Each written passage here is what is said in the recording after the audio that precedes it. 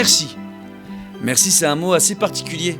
Et moi, j'ai envie de dire aujourd'hui à Dieu, merci. Merci pour nous avoir créés en tant que Yehudim. Et qu'à partir du moment où il m'a créé en tant que Yehudi, en tant que juif, il m'a créé sans avoir besoin de religion. Effectivement, le judaïsme n'a rien d'une religion et je n'ai rien d'un religieux. Ça peut paraître choquant, mais je vais vous expliquer ma pensée et le raisonnement.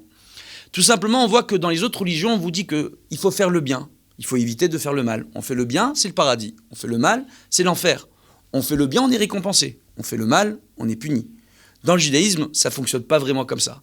Dans le judaïsme, Dieu nous crée chacun avec un potentiel. Et par rapport à notre potentiel, il voit comment on utilise notre potentiel. Donc on peut avoir quelqu'un de très pratiquant, d'accord ? Mais tout simplement par rapport au potentiel, c'est quelque chose de tout à fait normal pour Dieu. Donc Dieu va le juger peut-être avec un regard différent.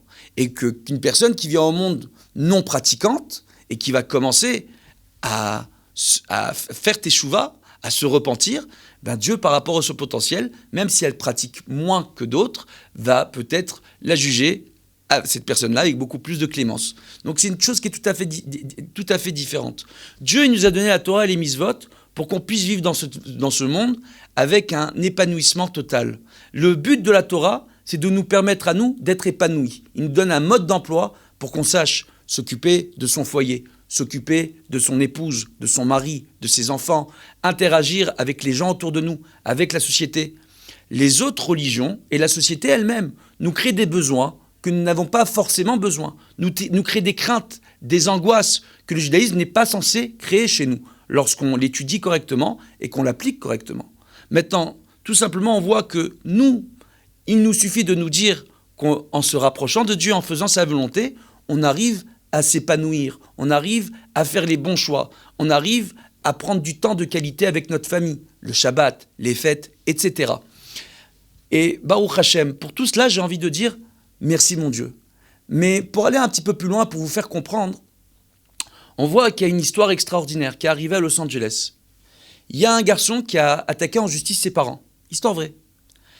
Et le propos de cette attaque en justice, d'accord, était le suivant. Il accusait ses parents de l'avoir conçu sans avoir demandé son avis. Et que lui n'était pas d'accord du tout de venir au monde. Et les parents ne savaient pas quoi faire. Ils ne savaient pas quoi répondre à un tel cas. En plus de ça, les parents étaient avocats. C'était un sacré cas. Et tout simplement, les parents ont expliqué au juge que s'ils avaient pu joindre leur fils avant de le mettre au monde, ben ils l'auraient fait, mais ils n'avaient pas où le joindre. Il n'avait pas laissé de numéro. Donc ils n'ont pas pu prendre conseil avec lui. C'est une histoire vraie. C'est une histoire vraie. Tout simplement, qu'est-ce qu'on voit ? On voit qu'on est nombreux dans ce monde à ne pas accepter notre existence, à ne pas accepter notre vie, à ne pas accepter nos épreuves, à ne pas accepter tout simplement notre quotidien et notre évolution naturelle dans ce monde. Et de voir la vie où est-ce qu'elle nous a menés. Et nombreux sont les personnes dans ce monde à être dans ce cas. Mais dans un cas pareil, il faut rappeler une chose qui est très simple. Lorsqu'un enfant vient vous voir, il vous dira, à vous en tant que parent, je n'ai pas demandé à venir au monde. Il faudra lui répondre très simplement, au lieu de vous inquiéter pour lui, au lieu de penser qu'il a besoin d'un psychologue, au lieu de penser qu'il a besoin peut-être de Ritaline, au lieu de penser qu'il a besoin peut-être de consulter parce qu'il aurait peut-être par la suite des pensées suicidaires, au lieu de penser tout cela, il faudrait lui dire tout simplement que vous aussi, en tant que parent, vous n'avez pas demandé à venir au monde. Et vos parents avant vous non plus. Et leurs parents avant eux non plus. Et ainsi de suite. Pourquoi ? Parce que Dieu a créé ce monde. Et Dieu nous a mis dans ce monde pour une raison qui lui est propre, tout simplement. Et s'il nous a créés, c'est par amour à Kadosh Baruch Hu. Et que dans ce monde, il nous a créés pour nous permettre tout simplement de faire sa volonté, mais de le vivre avec un épanouissement total. Et lorsqu'on comprend que toutes les inquiétudes que l'on peut avoir dans ce monde, telles que le fait de devoir apprendre un métier, travailler, étudier, gagner notre vie, gagner certaines sommes d'argent, etc., ce n'est pas un besoin obligatoire dans ce monde. C'est un besoin qui se crée par le fait que la société fonctionne telle qu'elle fonctionne, mais que notre véritable besoin, c'est d'être heureux, de prendre du temps de qualité pour nous-mêmes, pour nos proches, pour notre famille, et de le faire correctement, et de parler calmement avec son prochain, tout en gardant le sourire, et en sachant même dire merci à son prochain. Lorsqu'on va faire des courses, remercier le caissier, remercier les gens, etc.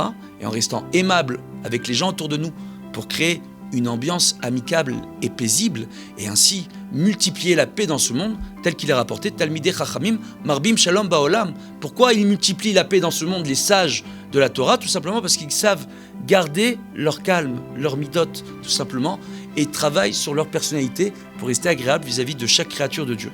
Bezrat Hashem, en faisant tout cela, et pour toutes ces raisons-là, j'ai envie de dire merci à chacun d'entre vous, et surtout merci à Dieu.